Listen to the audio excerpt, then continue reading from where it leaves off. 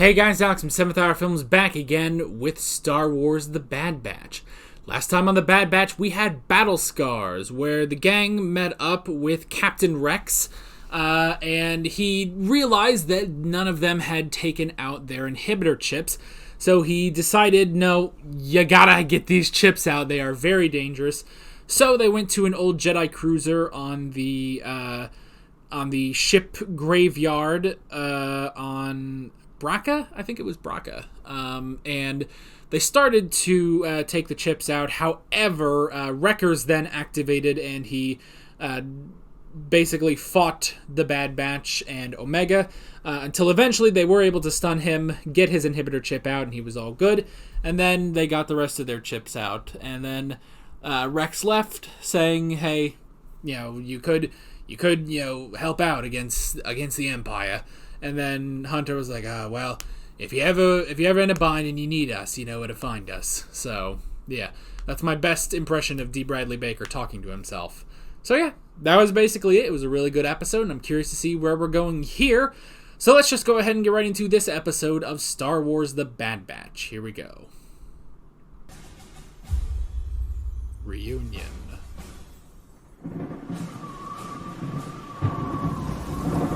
Oh. Camino. We haven't seen Crosshair in a while. Oh, God. Are they still there? Yeah, they haven't left yet. And that's how you disassemble a thermal explosive. Tuh. There's tons of live ordnance buried in the shipyard. Wow. Trip 1, you need to know how to disable it. Wow, I'm impressed you know. Enough. Well, if you're so sure, here, disarm it. Me? But I only watched you. 10 seconds till we're both goners. Jeez! 10, 2, 1. Obviously not that one. Too Duh. late. Run for it. Ah! Oh, good job. Gotcha. Oh, Why you didn't dick. it explode? Ha! Because it's a smoke bomb. You think I let you train with a live explosive? I'm not crazy. Nah. Yeah, could have fooled I us. should have seen your face. How'd the test go? I don't want to talk about it. That bad, huh? Kid.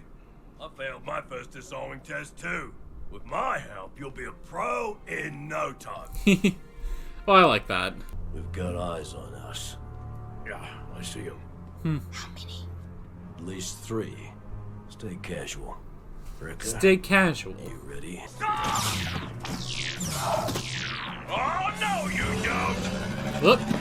I thought this Oh, okay. Tech.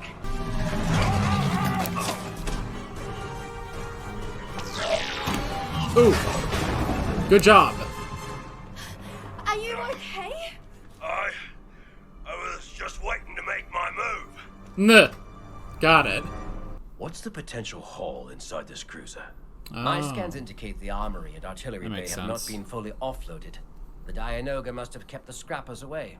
Just a few of those weapons should clear our debt with Sid. We're soldiers, not arms smugglers. We're not There's soldiers no republic anymore. for us to rely on anymore. Makes sense that Echo wouldn't like this, but he's not a soldier anymore. Oh, come here, beautiful. Duh. Can you show me how to arm that? Oh, sorry, kid. This one's all mine. If we'd left with Rex, we wouldn't have to owe Sid at all. He's on a different path than us. Hunter, we're soldiers. What other path is there? Omega? I think that's the path he's thinking. What was the war like? It was a primary mission objective, comprised of battles on various fronts. But what was it like? I just told you, Yeah, that's not the Why person is you this need to button ask. Blinking? it's most likely a short circuit. Or not. I will have to call upon further assistance. Is that wise? We already have someone handling matters. As long as one of these bounty hunters deliver the young clone intact, that is all that should concern us. So they did send Fennec Shand then. All squads. Yes, sir. Push the targets towards the hangar. We'll pin them down. Roger that. we headed to the hangar? Not anymore. We'll cut through the artillery deck. Oh, but what if Crosshair knows that? What if Crosshair thinks of that? Because he knows you. Okay. I'm not going out that way. There they are. Yep. Stand down. He was smart. Tapping our comms to track our movements. Systems online in 3, I 2, suggest you drop your 1. Whoop. Alright. Now we just gotta run. Let this place collapse. Oh, good job. Ah, start chucking him over. Whoop. Oh. Direct hit. Good shot, Wrecker. I didn't think you meant we'd be escaping through the engine. I could not have been clearer. I've never been inside an ion engine before. It'd be weirder if you had. These Yeah. chambers are quite the engineering marvel. This blast primer coating is capable of No one withstanding. cares. Keep moving. Oh. Oh, let the boy talk. Whoop. Yeah, he knows. No. Oh, they're booting up the engine. Engine's coming online. Oh, that's not good.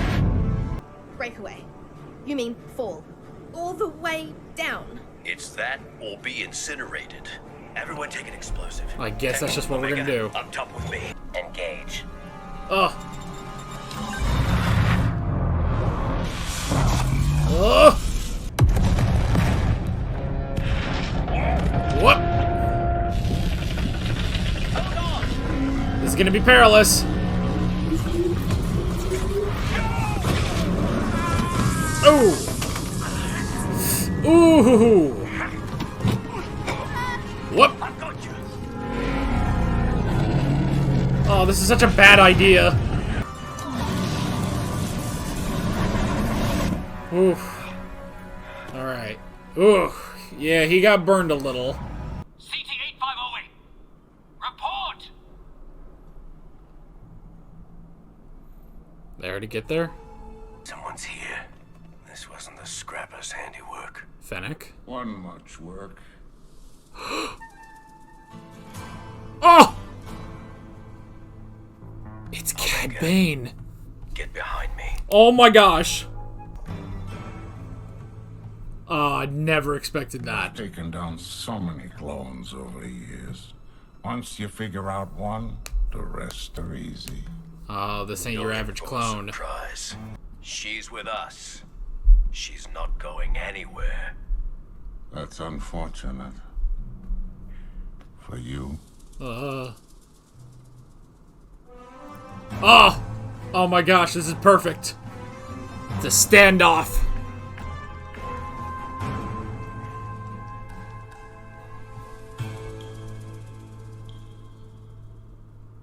Oh.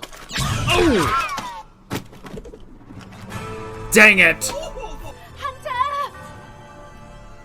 I mean, maybe he's not dead. Ah, dang this droid. Sorry, little lady. Yeah, he needs her alive. Oh, that's not good. Alright, he's still alive. Oh man, this helmet view. Oh, alright, they made it out at least. He took Omega. Who? Crosshair? No. A bounty hunter. We have to find her.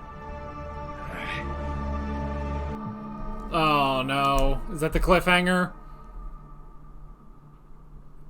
Oh no. Alrighty, that is episode 8. Oh man, I was not expecting that at all. Oh, okay. So, I mean, it's pretty confirmed now. It's the Kaminoans that are hiring bounty hunters to capture Omega. Pretty clear now.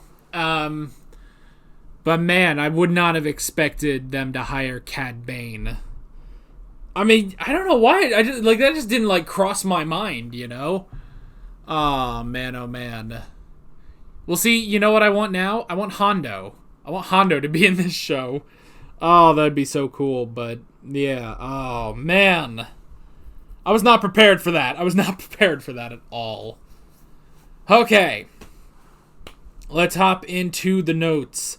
The first thing I wrote down is the test, which was pretty cool. Trying to teach Omega how to disarm an explosive, which is pretty cool. It is interesting that, because Wrecker, he loves explosives. So I like the idea that, I do like that he knows how to disarm them as well, you know? That was really, really cool.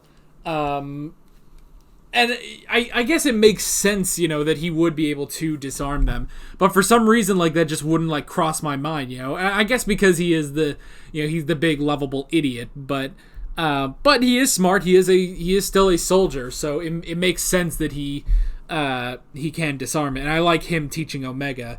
Although it didn't end up going well. But that was really fun. I like that. We had the Scrappers, which was interesting. I really like their outfit. It is really, really cool, and just the mask, the mask, and then the hood. It reminds me of when we see in Clone Wars Season 7 when, at a distance you see Bo-Katan, and she has her Mandalorian helmet, but she also has a cloak over it too. It kind of reminds me of that, just a bit dirtier because they're Scrappers and stuff, but they look really, really cool. And it's interesting that we did see at the end of last episode that they called the Empire, and Crosshair went over to deal with it because to him it is sort of personal, even though he is doing this as a soldier, and he's following orders, but it is still personal for him to take out these traitors, So I did like that. It also makes sense, why we were still on Braca. Because at first I was like, why is it just because they haven't left yet? They just get there so quick. But it makes sense that they would think, hey, let's scavenge, let's get a bunch of stuff, give it to Sid, and then we can clear our debt with that, and more probably. So that was very, very clever. I like that. It is also, again, it's very interesting that, excuse me, sorry. Oh, excuse me, jeez. All right, I'm good.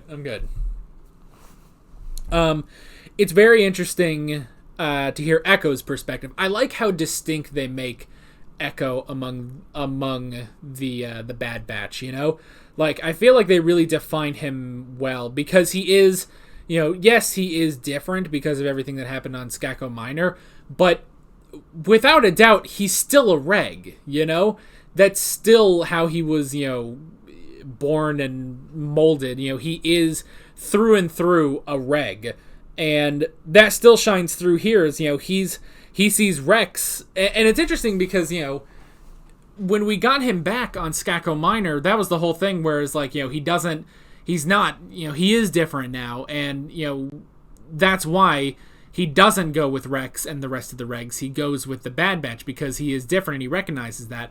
But now we almost get a reverse where now he's looking at, Rex's offer, and it's like, well, maybe I could go do that, It's, I'm not exactly a reg, but we're not exactly in the Grand Army of the Republic anymore.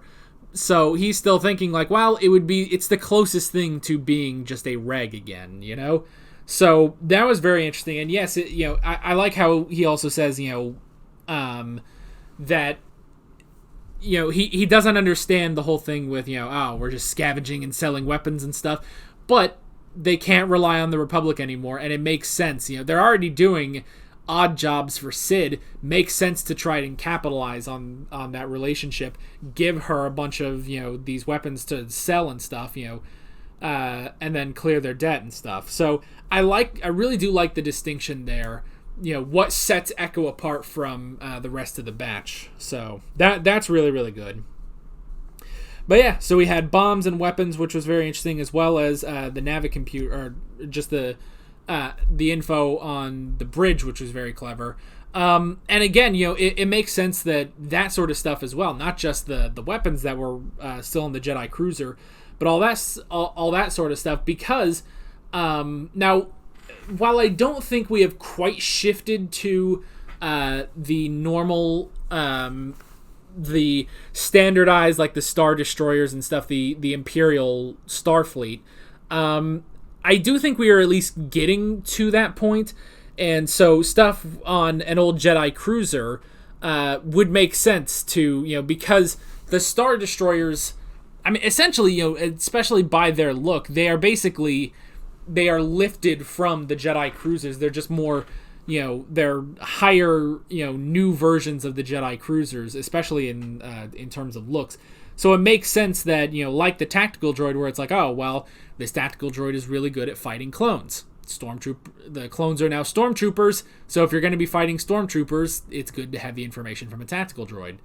And so going to a Jedi Cruiser and getting all the intel you can from it makes sense, because that may possibly help someone taking on an Imperial Star Destroyer. So I like that. That's very, very clever.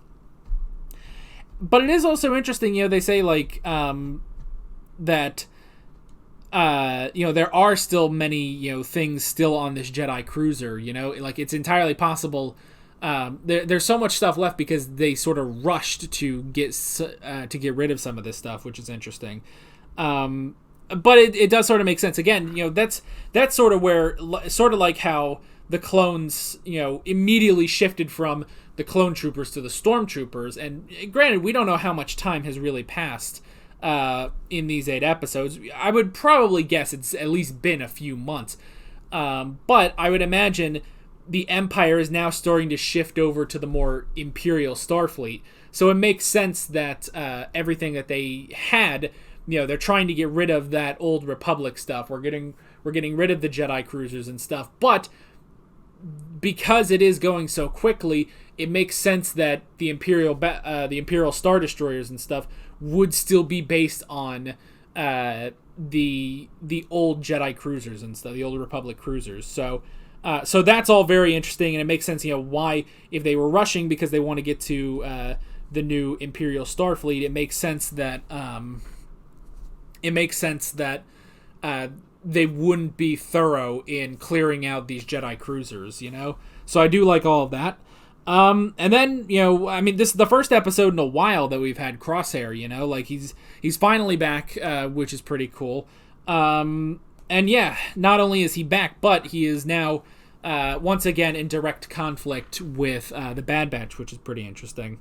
So I did like that. Again, I love that moment. They tap into the Regs communications, and then they're like, well, let's drive him to the hangar. Well, that's where we were going. Well, we're not going there anymore. Now let's go over to the cannons. And I like the idea. Like, immediately I knew, okay, well, Crosshair is going to show up there because Crosshair would know what they would do. It's basically the one time, because it's personal, because he used to be one of them, he knows how they work and he can use that against them. So he knows exactly that Tech would get into the Regs, intercept the Regs comm communication. I guess that's a bit redundant to say, but you get the idea. He would tap into the Regs comm and know where they were going by what they said. So then he knew that, okay, well, Hunter would then say, let's go to the cannons. So Crosshair knew to go there. So very interesting, how do you fight one of your own? Because that's the thing we've always said, is that taking on, one of the Bad Batch, turning against them, is very dangerous because they're all so unique, but they're all so familiar with each other. And that was part of it that we had last episode, that, with Wrecker, it's very difficult because, well, he's a Wrecker. He's incredibly strong, and how do you combat that? And it was very difficult for them.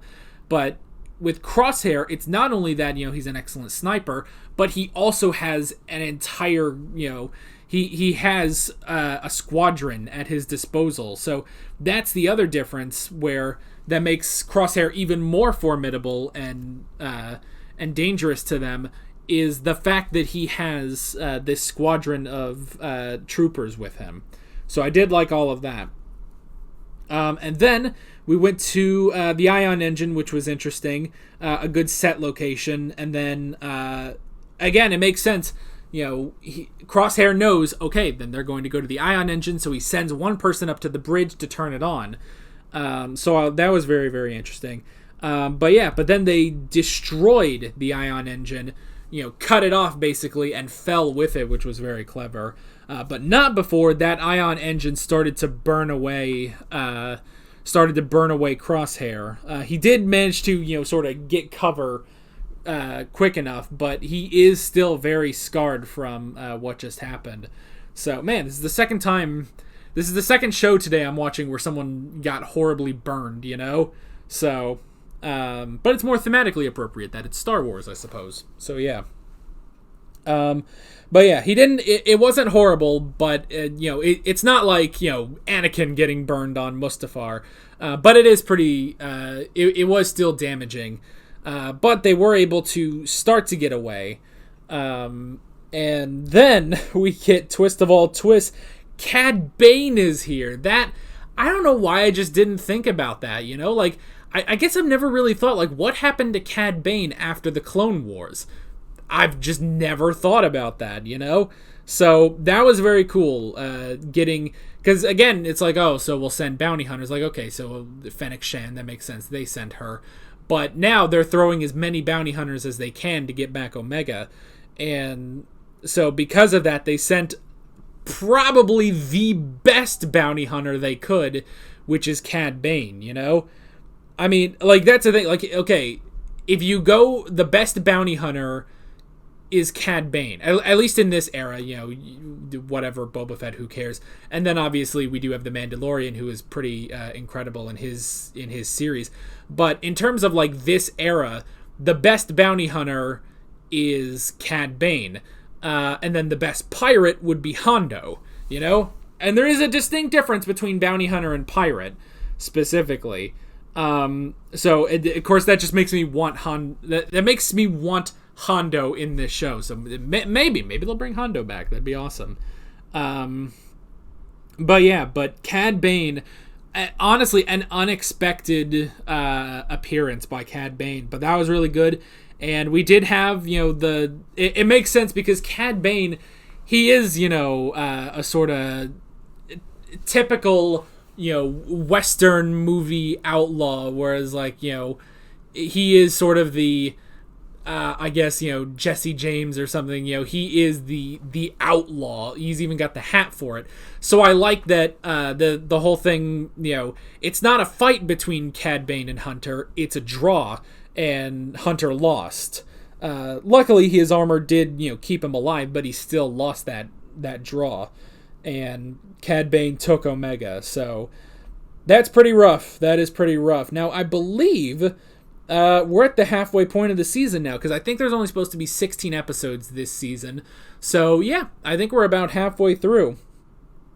The last thing I wrote down was the helmet shot, which was pretty interesting. It really shows, how much vision they have in those helmets, which, I mean, you look at this and it's yeah, and of course, this helmet's a little small on me. I think in the first episode I tried this on again and it's still, it does not fit me, but I mean, it is pretty small vision, so but I like that shot where they, get him in, and the Batch was able to escape Crosshair, but Omega has been taken by Cad Bane. So, yeah, crazy stuff happening. I'm very excited to see where we're going next time. But that is basically it. With all that being said, I'm Alex from 7th Hour Films, and I will see you guys next time. Take care.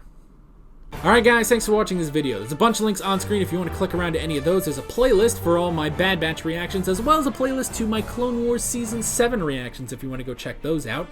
There's a subscribe button and a Patreon button, as well as other links in the description if you want to go check out any of those. See you guys later.